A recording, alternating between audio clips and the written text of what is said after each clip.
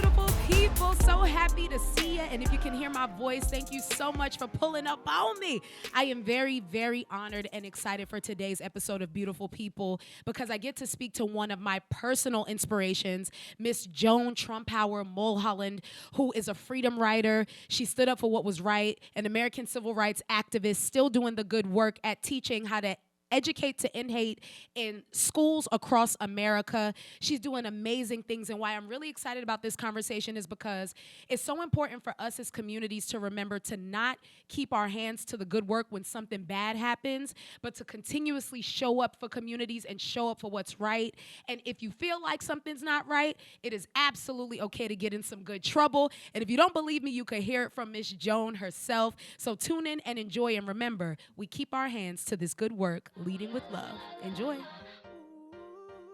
Y'all, this is honestly one of my favorite days, and all of my days are my favorite days. But when I tell you today is a very special day for me because I get to meet somebody that inspires the work that I do. I get to meet a woman who inspires me to keep my hand to the plow, to keep leading with love, and also having the important conversations to end discrimination, to end racism. Y'all, I am so, so very honored. And please turn your attention to the screens for one of my biggest inspirations, Miss Joan Trumpauer Mulholland. Hi, Miss Joan.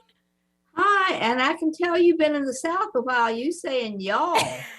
That doesn't sound like a New Yorker.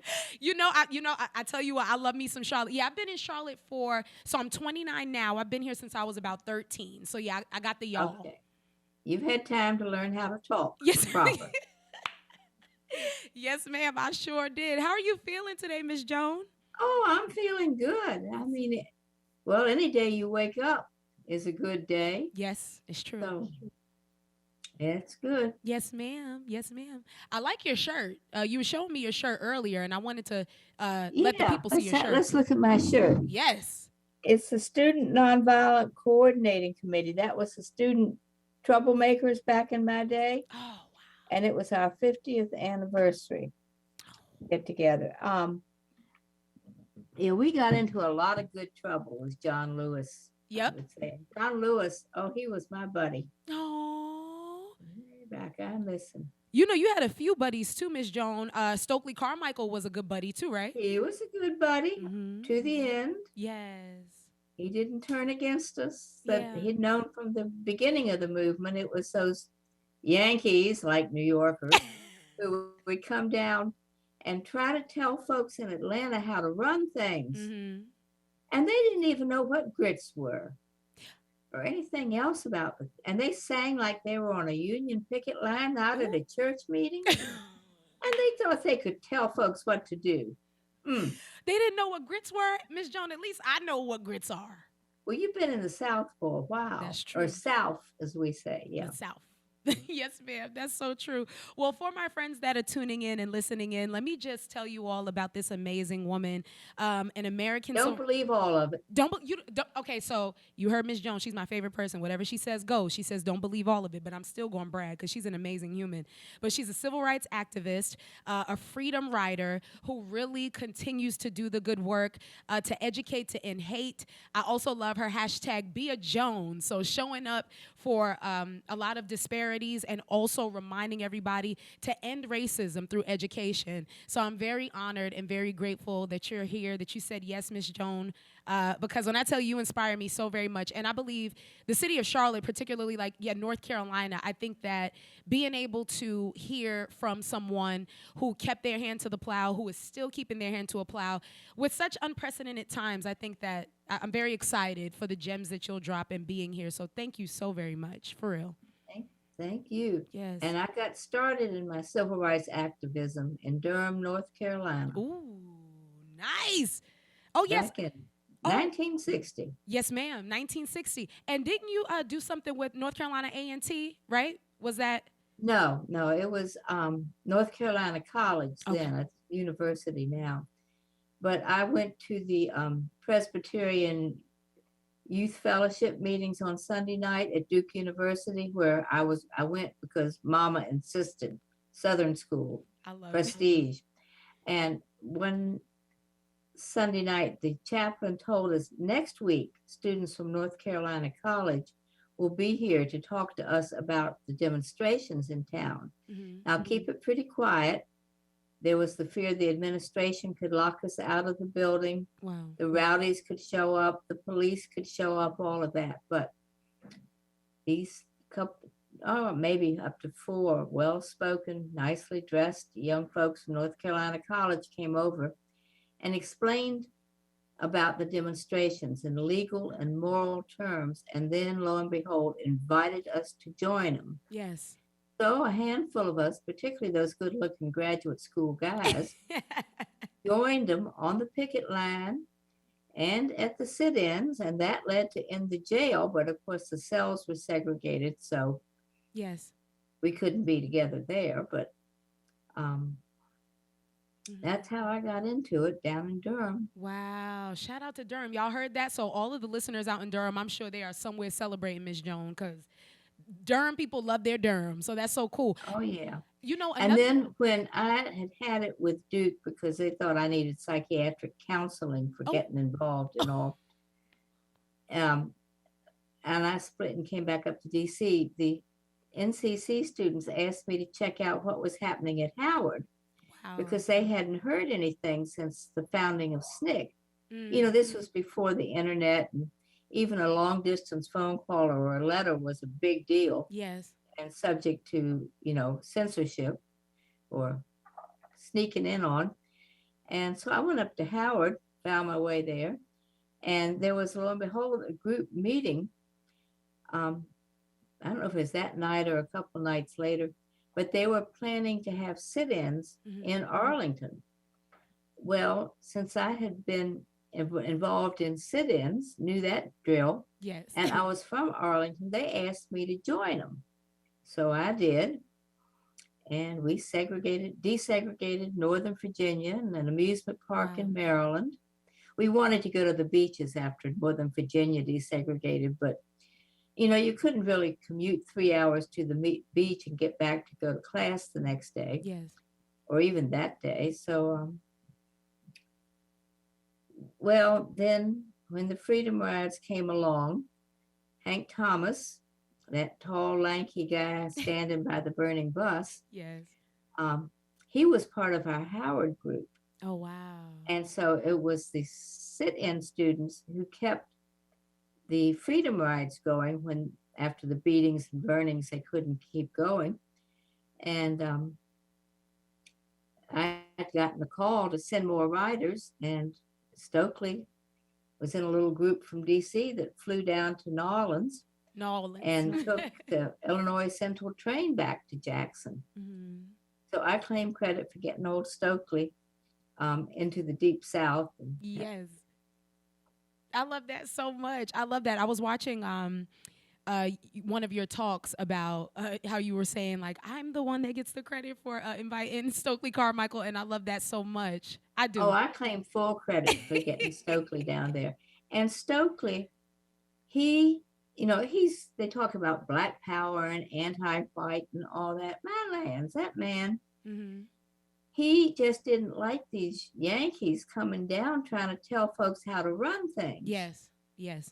Who were just totally unfamiliar with the Southern culture. But if you were his friend from back in the day, you were his friend. He was speaking at the Smithsonian. I think it was a King Day program one weekend. And I had taken my little preschool boys, Loki and Geronimo, down to hear my old friend. And my lands, when programs would go all day, they'd take a break. I took them out to meet Stokely, these little preschoolers, and Stokely was out in the entryway of the museum between the front doors and the auditorium. There was a sort of a little lobby, I guess you'd call it. Between him and the front doors was a close semicircle of bodyguards from the Nation of Islam. Wow. And Stokely was talking to a couple of big wigs, you know, guys in suits and everything. I caught Stokely's eye. He cut off that conversation with those big wigs, motioned me on over with his head, I said, Stokely. And remember now, this was in the 70s. He was the most feared man in the world to white Americans. Yes. So Stokely calls me on over. I said, Stokely, I wanted my sons to meet you. Oh. Here, this holy terror to the white world, well over 6 feet tall, is kneeling on the floor Oh. in the Smithsonian to speak eyeball to eyeball to these two little freckle-faced white boys. He shakes their hand, something like, what's your name? How old are you? What's your favorite color? Stuff like that. Yes. Both of them, one at a time. Oh. Then he stood up and I thanked him. And I guess the nation of Islam got itself back together and we proceeded on. I love But it. he did that type of thing. I've heard other white folks from early on have similar stories of his reaching out Wow. very publicly to them. Wow, I love that. And Miss Joan, you bring up something so awesome. Like when I think about Mr. Stokely Carmichael, I think about Mr. Medgar Evers. I think about a few of just again, pioneers who have inspired me.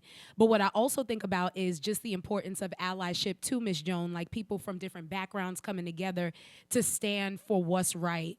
Could you just speak to how important that is for all of us to come Well, together? it's important, but now the term ally, that bothers me. Mm-hmm. And I know it's the end term these days. So You true. hear it all the time. But to me, an ally conjures up World War One and World War Two. Mm. Who were you an ally to? It's not a non-violent sounding word to my ears. Right. I think of it as partnership Ooh. and maybe supporter Yes. or well, I wasn't a supporter of the movement. I was part of the You was a movement. part of it, right? hmm from early on. Yes, ma'am. And a white Southern girl doing that was a little unusual, but But you was there. I wanted to make the South the best it could be. Didn't care about you Yankee folks Yes, up there. You could take care of Miss your Joan. own problems. In fact, I was being introduced by one of the notable civil rights people whose name I will not call out at the moment. I wouldn't want to put, you know, curse on him. Oh yeah, completely And understand. he was introducing me to get an award, and that I went south on, she went south on the Freedom Rides. Mhm. I raised a fist and said, I didn't go south. I am a Southerner. Yes. And the guy didn't blink an eye. Ooh. Well, just before I got my award, Bill Clinton got his. And he wanted to acknowledge his fellow Southerner. Oh, that made me proud of Bill Oh. Clinton, the man from Hope. Yes. So I Oh. thanked him when I got up to, I was the next one to get the award. I thanked the man from Hope, Arkansas, for his kind words of acknowledgement. Yes. And I said that my daddy's from Hope, North Dakota. Ooh. So there's a lot of good hope in this room. And the people just Oh. roared. Oh.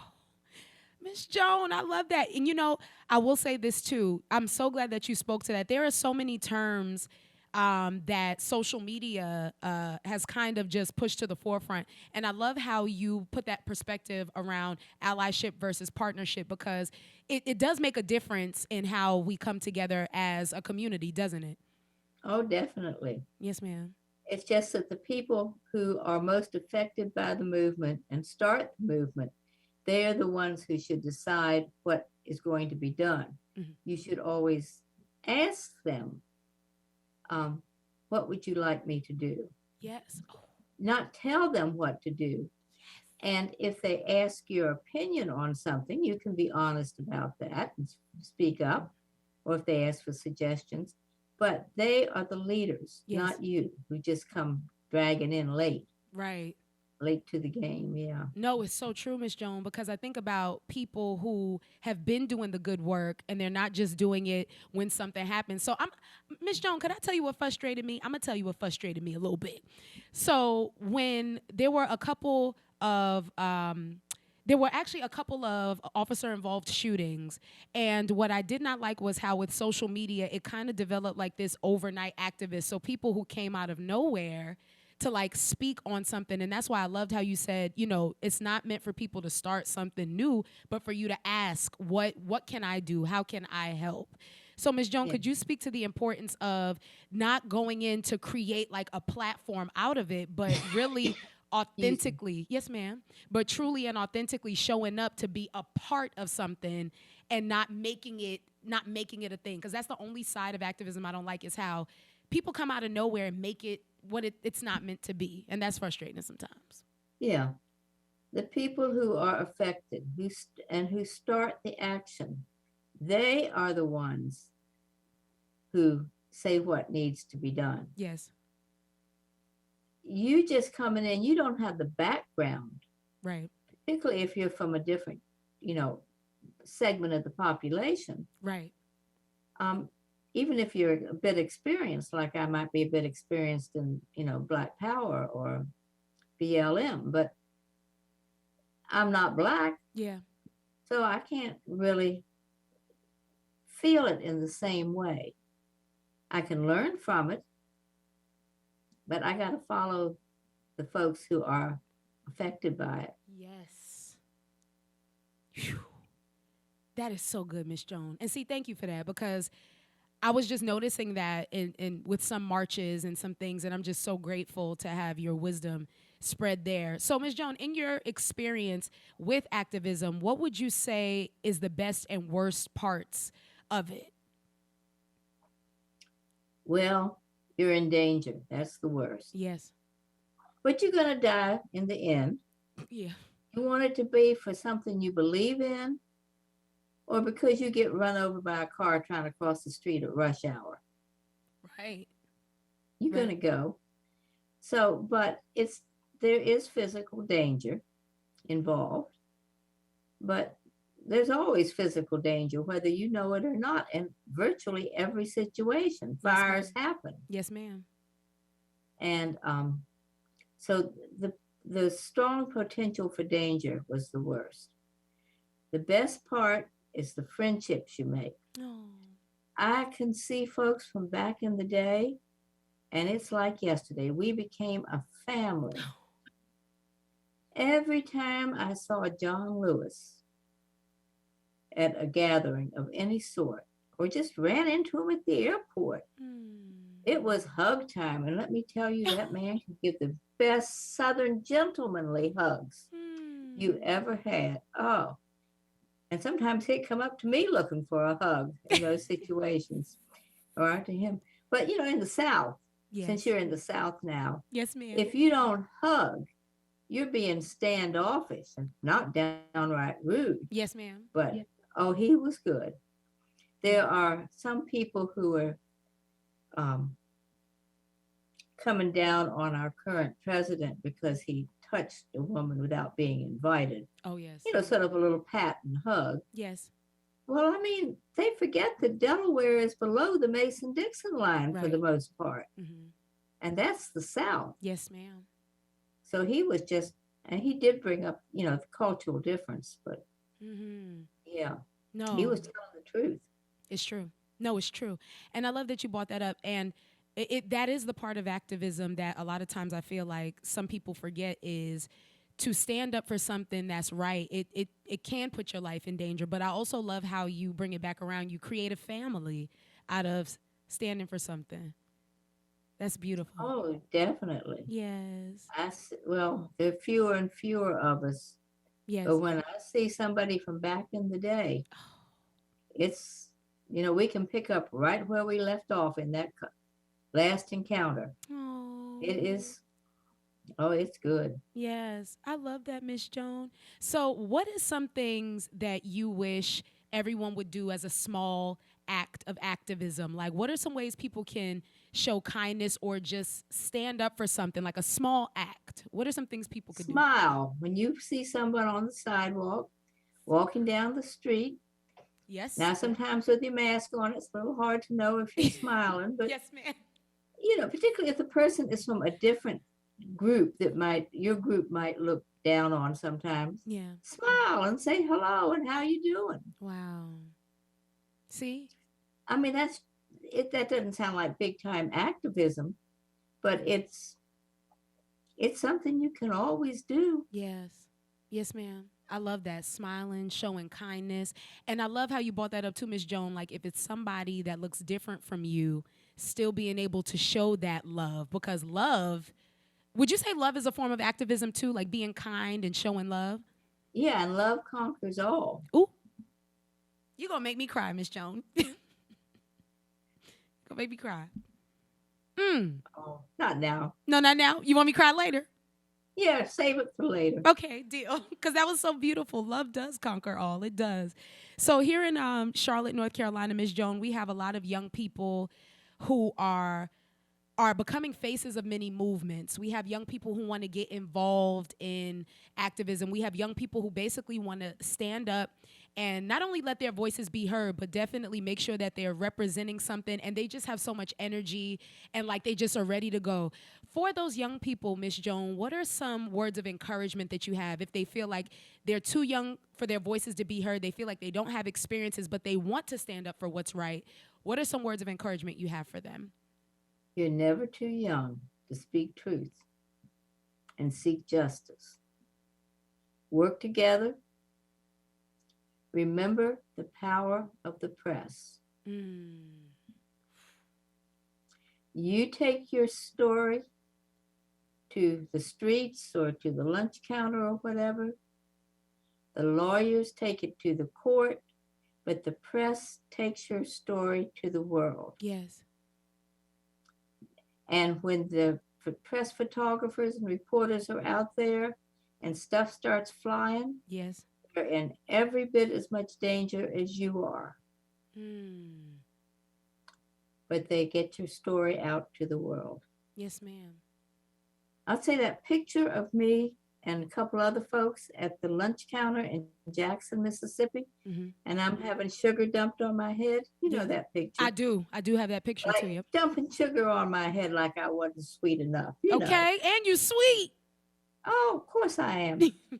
That picture went worldwide. Wow.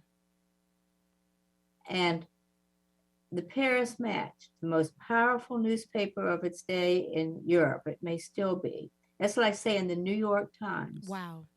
That picture was carried on the front page above the centerfold, the most important place in the newspaper, front page above the centerfold. Wow. And it was colorized. They didn't have, color photography in the press back then. Yes. They added color to the picture, like they did to old family photos and things. Oh, yes.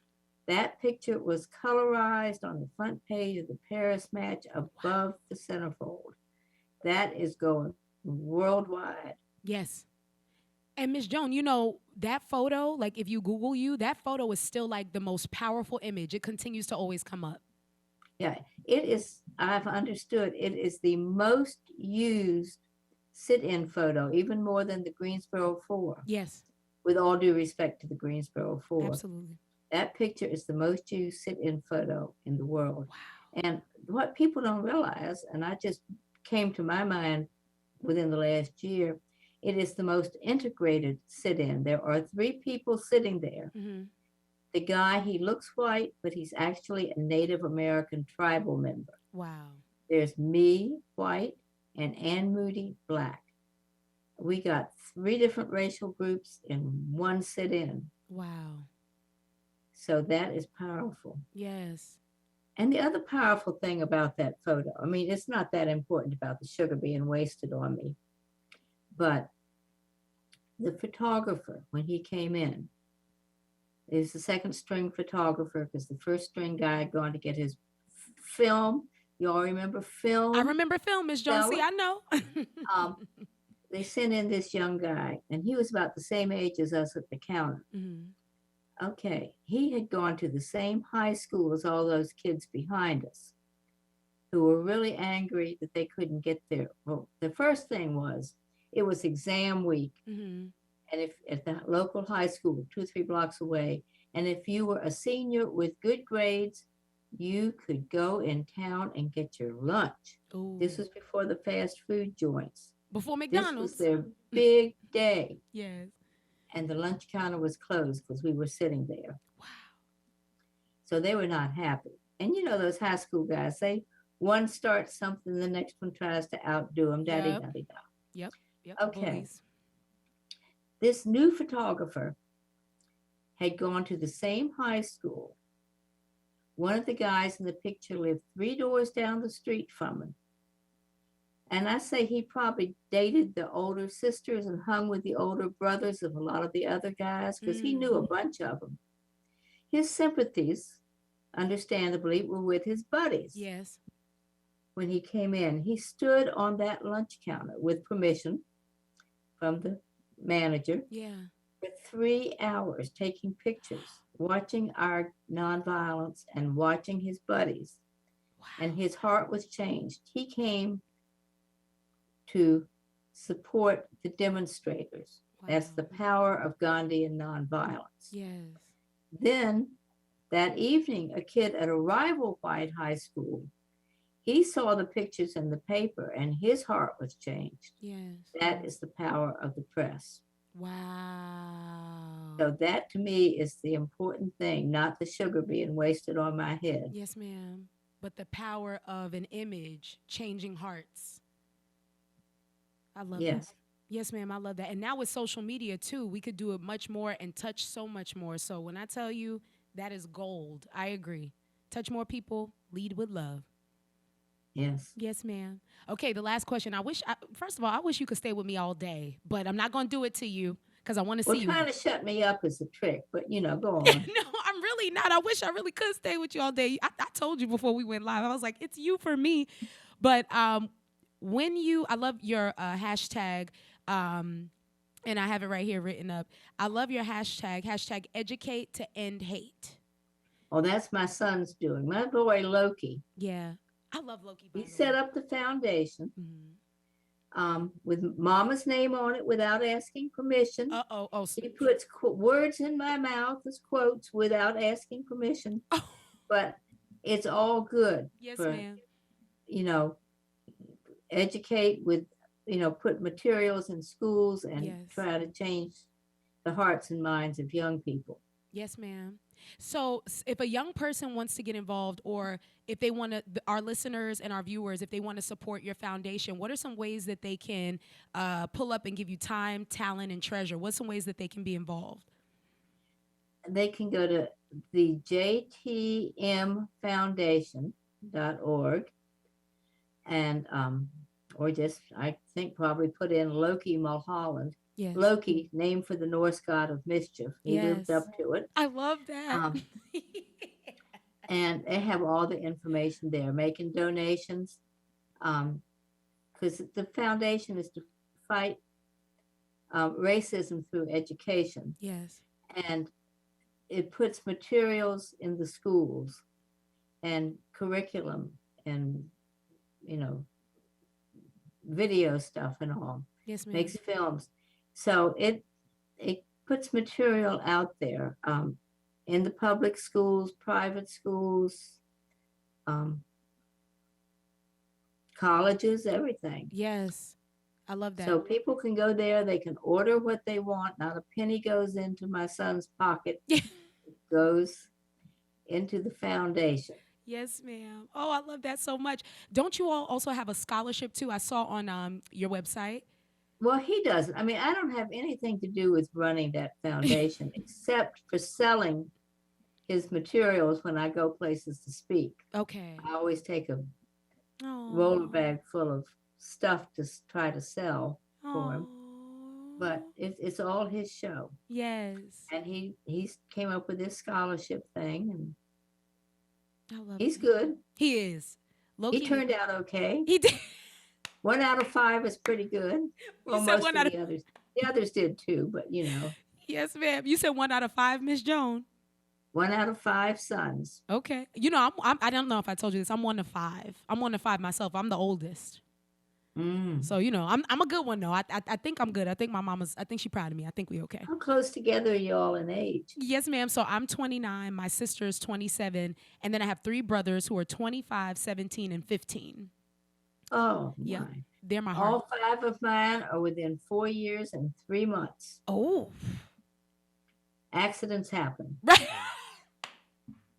And twins. Twins. identical twins with the grand finale. The Never grand. got to use those girls' names. Oh, it's all boys, Miss Jones. It's all All boys. boys. Oh, well, you know what? They got the leading lady, and that's definitely you. Oh, thank you. Absolutely. That is definitely you. Miss Joan, I want to say thank you so much for just blessing my life. Thank you for inspiring me to keep doing the good work. And thanks for reminding us to always educate ourselves, equip ourselves, and work together in partnership. And I just want to say I'm so appreciative of you and your time. Seriously. This made my day. I need you to know that. Thank you. And if you get up this way, give a shout. You know I will. I'm going to email you and Loki. I got to see both of y'all. Deal. Okay. Well, Yes. he's in Richmond. Okay. And what's funny is We're just outside Richmond. okay. See, that's not bad at all. And I don't mind driving, Miss Joan. I'll tell you that. Okay. Yes, ma'am. Oh, and I didn't even tell the people. And Miss Joan is a member of Delta Sigma Theta. Yes, indeed. Oh my goodness. And you? Oh no, nothing yet, ma'am. Nothing yet. But I mean, listen. I will tell you this: a lot of my favorite women, all of them are Deltas. I'm gonna tell you that. Okay. Now, those AKAs and all are good.